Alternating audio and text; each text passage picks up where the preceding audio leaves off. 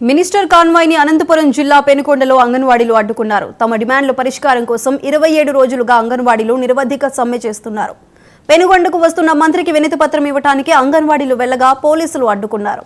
పోలీసులకు అంగన్వాడీలకు మధ్య వాగ్వాదం జరిగి అది కాస్త తోపులాటకు దారితీసింది. తోపులాటలో ఒక అంగన్వాడీ స్పృహ కోల్పోయి పడిపోవడంతో అంగన్వాడీలు మినిస్టర్కు వ్యతిరేకంగా నినాదాలు చేశారు. గాయపడిన అంగన్వాడీ ఆయాను కార్యకర్తలు ఆసుపత్రికి తరలించారు. ఆమె మా అమ్మతో పోల్చుకొని మా తల్లికి మా గోడుకు చెప్పుకోవాలని మేము వెళ్తుంటే పోలీసులు కానీ వాళ్ళ ఎస్కోర్ట్స్ కానీ మా అంగన్వాడీ కష్టమి చూడండి తొక్కేసి ఆమె చనిపోయే స్థితిలో ఇప్పుడు. కానీ ఆమెకు చీమ పుట్టినట్టు కూడా లేదు. ఆమెకి మమ్మల్ని పట్టించుకోకుండా సీదా అసలు ఏం మాట్లాడుకోకుండా ఎందుకు కేసున్నారని కూడా లేకుండా మమ్మల్ని పట్టించుకోకుండా ఆమె వెళ్ళిపోయినారు. ఇది చాలా దుర్మార్గం అండి.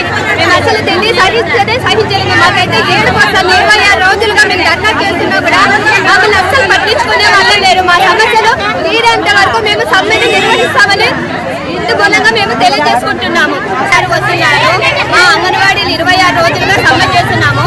ఆమె మా అమ్మతో పోల్చుకొని మా తల్లికి మా గోడుకు చెప్పుకోవాలని మేము వెళ్తుంటే పోలీసులు కానీ వాళ్ళ ఎస్కోర్ట్స్ కానీ మా అంగన్వాడీ కష్టమి చూడండి తొక్కేసి ఆమె చనిపోయే స్థితిలో ఇప్పుడు. కానీ ఆమెకు చీమ పుట్టినట్టు కూడా లేదు. ఆమెకి మమ్మల్ని పట్టించుకోకుండా సీదా అసలు ఏం మాట్లాడుకోకుండా